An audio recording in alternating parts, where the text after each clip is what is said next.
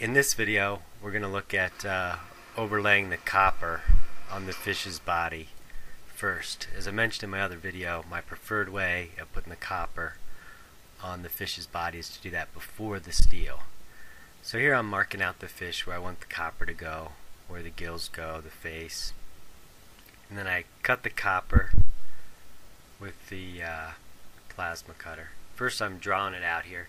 And this is an old trick I learned from a sheet metal guy, Butch, the guy who taught me most about my sculpture, is to just line the tape measure up along the edge, hold the Sharpie at the tip of the tape measure, and then just run a line across it.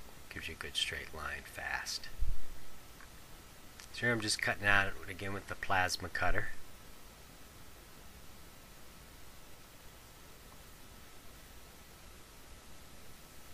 After I finish cutting it out, I knock off that slag again, get a good clean edge. And I do prefer to do that on a wood block. It's just a little awkward here trying to handle it.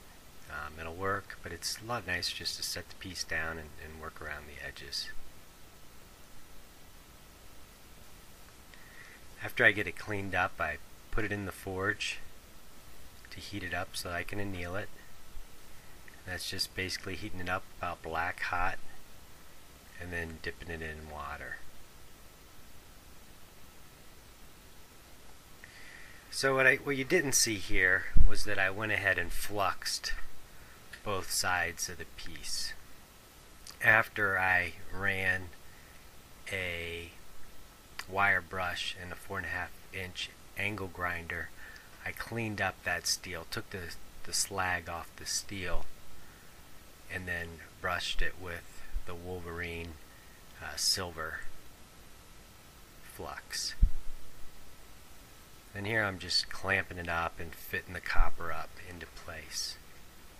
Now I didn't clean the copper this time. As you can see in the annealing process, there is a little bit of ceramic coating or stuff that would formed on it. In this case, I did not clean that. You can clean the copper up with a finishing pad and the die grinder and get the copper nice and clean before you flux it. So after I get it clamped up and into position, I go ahead and start heating. And as you can see there already, as soon as I started heating, that copper buckled up. Copper is going to expand with heat a lot faster than the steel, and a lot more. So I just want to start by tacking the one end. You got to move the heat around a lot. Here it's nice because I can get the heat underneath the piece, held up with those clamps.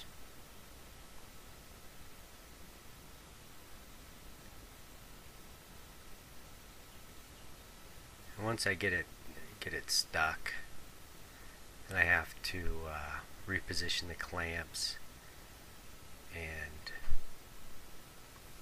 try and keep the copper flat to the steel. Sometimes I'll hammer it a little bit, anything to keep it together. In this brazing process here, I'm using a number 2 tip with oxyacetylene. And watching the video, I'm wondering if maybe a number 3, a little more heat might have worked better. Because when you're brazing, it's a little different than welding. You're not just stacking up a bead in one place. You want to use the capillary action of the flux to suck that brass back in between the copper and the steel. So to get that, you need a lot of heat spread out over an area, and the copper really sucks up the heat. So you really have to move the heat around between the copper and the steel. And usually I'll try and just get a good line across the seam and get it flat, and then I'll start trying to work it back in against the piece a little bit. Ideally, I think you'd want a good 1/2 inch of solder along that line, and you also want to get it out of the way of the steel for the next process. After we get it on there, I did go ahead and quench it to help soften that copper some more, to go ahead and hammer that sheet around the body. After I got it hammered down and folded over the edge, I go back and clean along that line. I want to get all the brass out, so that when I go back and weld, I'm not welding into that brass.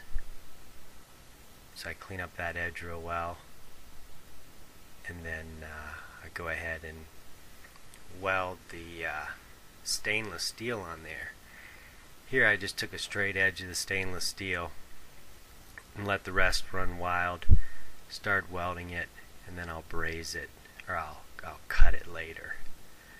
And looking at this process, I've now started to patina my fish with a ferric nitrate. And what that's doing is it's bringing out the black speckles in the steel, as well as turning the copper a deeper red. So in doing that, it will bring out that welding seam that's done in mild steel. So I'm looking at going back and doing that with stainless steel. That, and I was talking with a welding instructor, Robert Smith at Yavapai College, and he thought it might stick a little better with stainless steel filler material. I do have some stainless steel wire for the MIG, but now my understanding is I would need a tri-gas to burn the wire in the MIG, so I'll probably look to do that with the TIG welder. That's all I've got today. Thank you.